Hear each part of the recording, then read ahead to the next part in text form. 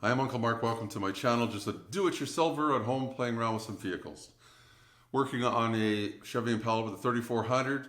I'll show you how to take the alternator out safely and how to put the replacement in as well. I'm not going to show how to test it though. Let's get right to it.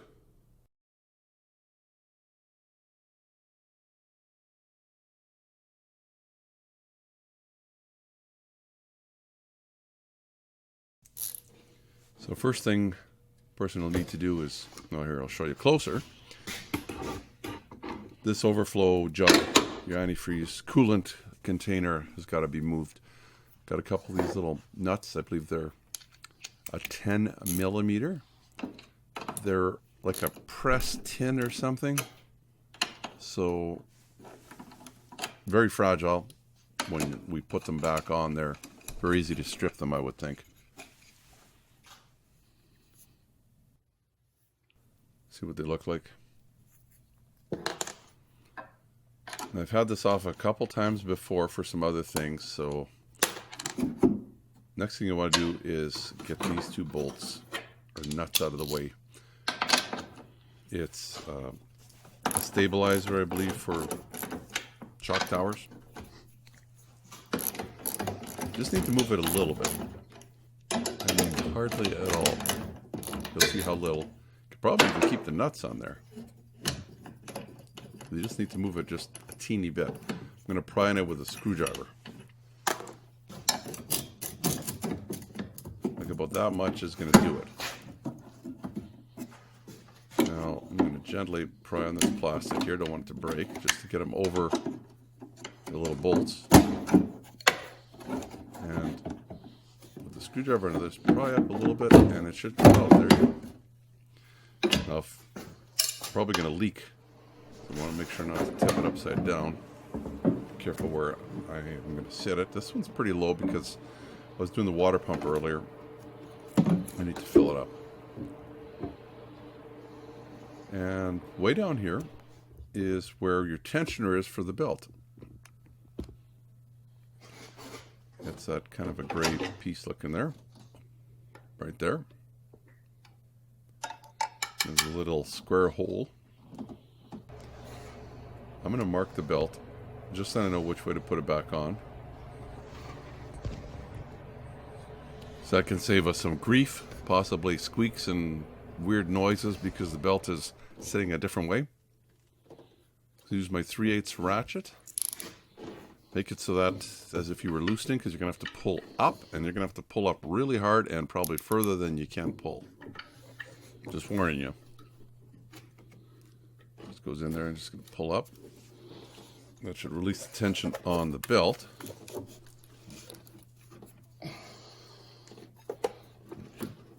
Watch fingers.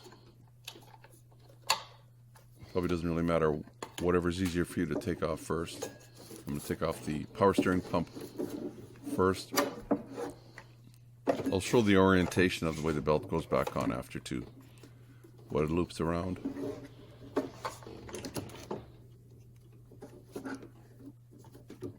Not the easiest thing to get back out of there.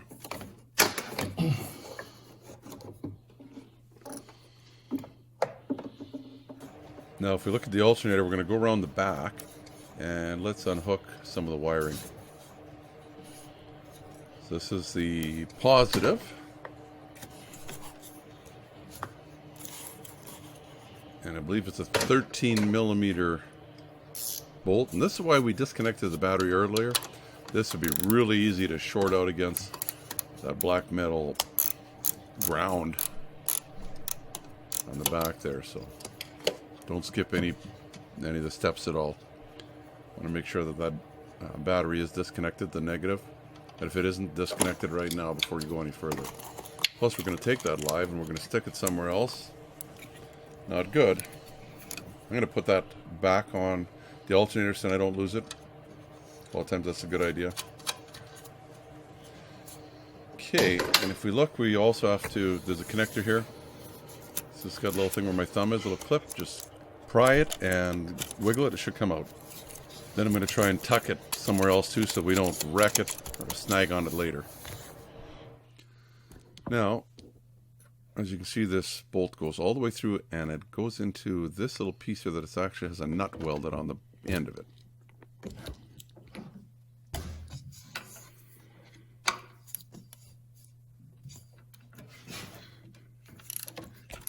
Should be a 15 millimeter bolt. The same with the two bolts that are on the back of the alternator.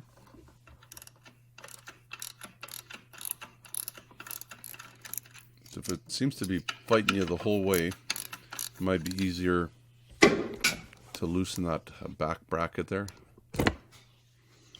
And this is a different size. Of course, it couldn't all be the same, could they? I believe it's a 13. Just needs to be loosened a little bit. I'm going to speed things up a little bit, and this is better for the video. Using a ratcheting wrench. There, it's out. You see how that swivels? And there's a nut welded on the end of it. So if we go to the back, this one's easy to see. It's a really long bolt. Again, 15 millimeter. Make sure I'm loosening it and not tightening it. Down, I guess it's going to be loosening. One thing I noticed is once you get it loosened all the way, it's going to hit the firewall, and it might be hard to get out. So it might be easier just to leave it in there, get the other nut out or bolt out, and then when you lift up on the alternator, that long bolt will come out with the alternator. See, it kind of hits there. If you wiggle it around enough, you should be able to get it out. I'm just saying plan B in case that doesn't work.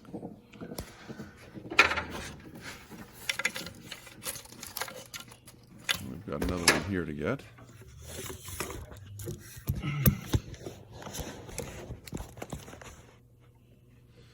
And there it is. This one is straight up and down. Again, 15 millimeter.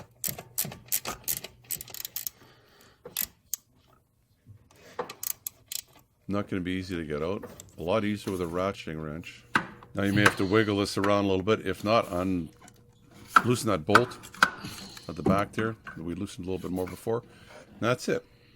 Let me see how these things are in here. Pretty easy, huh? That's that really long bolt.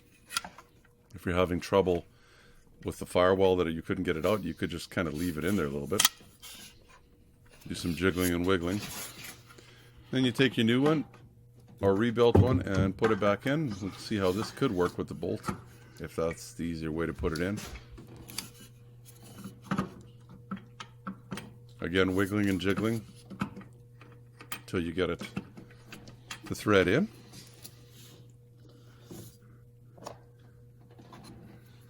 And there's this one here too.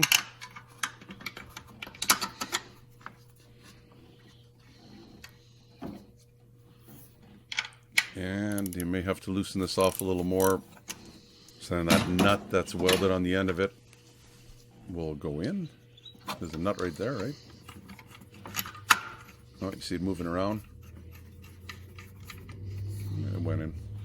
You just remember to tighten it all up after. Probably a good idea to do that back bolt also. Then you can snug them all up, because if everything else tightens up and it's not aligned right, you might not get that last bolt in. Here's the long one. I'm going to try and snug it up a little bit with my fingers. Lots of, doing this by feel where you can't really see what's going on. Again, you're going to have to fight with it a little bit. I had to. Just some patience. Can be done. Snug it up a little bit. Then we have that other one to do in the back. Here, I'm going to try and snug it up just a little bit more.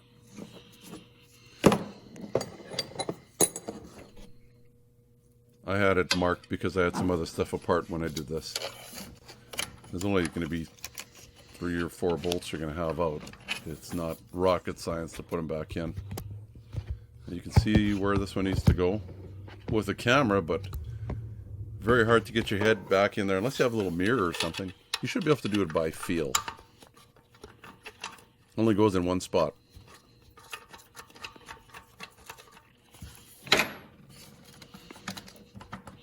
Make sure everything's going in right. Then I guess I can snug this one up in the back.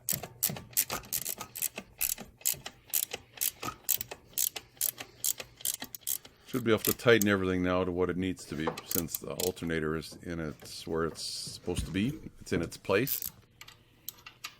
Again, these are all those 15 millimeter.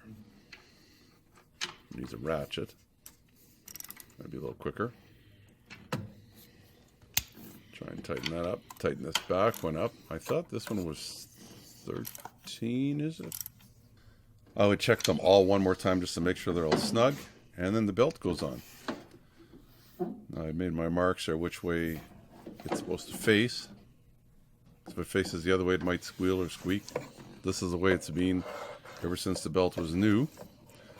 I used a tire chalk, tire crayon, I guess. Now we've got the orientation here. I've got to the right of the screen, which is actually also on your little shield, if you still have that shield. But I'll leave it at the top here just because it'll make it a little easier to see how it's supposed to go on.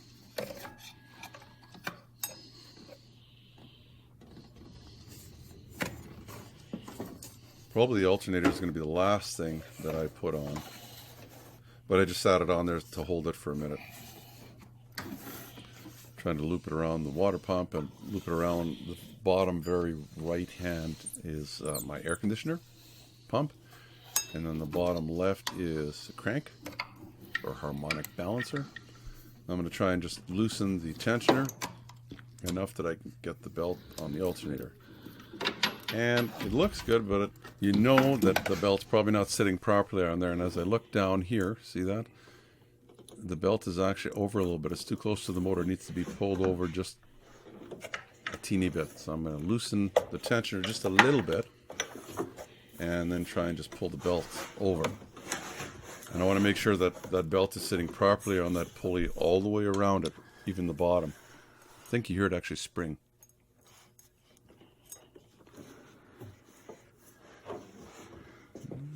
Still not right.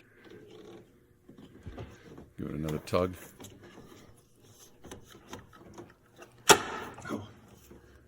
Listen, right here. Aha! Did spring over. And I want to make sure that on the crank too, all the grooves are in the right grooves. Otherwise, it's either going to chew the belt apart or it's not going to sit properly. Now I guess we can hook up the electrics. There's the positive. It's a good thing we left that nut in there. Don't have to search for it. Now I want to put it on just kind of loosely, just so that I can wiggle the wire a little bit and get that boot in place. And we can tighten it up. I think it's 13 millimeter, I believe. It's one you used last time. And get this boot back on so we don't short anything out. So now we have our overflow coolant tank reservoir, and you see it's got those little fingers there. That's going to fit on this little piece. It's going to fit behind it, in like that, between that and the firewall. Well, I guess it's not really a firewall, it's an inner fender. So it just slips down. Easier said than done. You can see it there. Once it gets in there and pushes down, we'll need to get this back under the sway bar. Try and pound it down if you want. Whoa.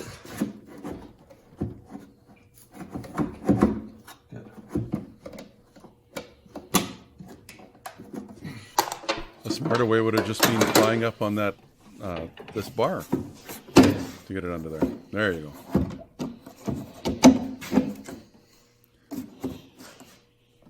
Now bolts go back on. They're nuts, I guess is what they are. But these two, tighten them up. They're, what are they, 13s? And then those little 10s go on there. These you don't want to make very tight at all because, like I say, they're like a pressed, I'm calling it tin, but I don't know what it is. They're really easy to strip. So you just want to snug them up. And then add fluid to that bottle if it's missing some.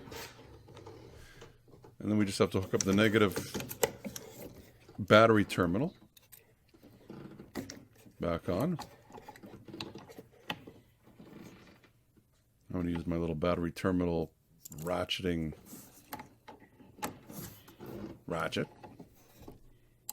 I guess it's a ratcheting wrench made specially for this. And it actually, you can turn or reverse it. They're not very expensive. I could put one in the description below. It's handy because it's only that one size. And we've got the belt orientation properly. Everything is good. We're done. So that's how you remove and replace your alternator. Hopefully you found it educational. If you did, give me the thumbs up, please. You can also subscribe down in the corner as always. I've got a lot of different videos on this car. We'll put a link up just behind or on top of the bubble here. And you can see other things we fixed, and I'll try and keep adding to it. Check the channel out too, because there's other cars I've worked on, and sometimes the problem is very similar, and so is the solution. Until next time, Uncle Mark saying bye-bye for now. Subscribe, and you'll get all the notifications. It's easy. The little dog will show you how. Ring the bell. Ring the bell.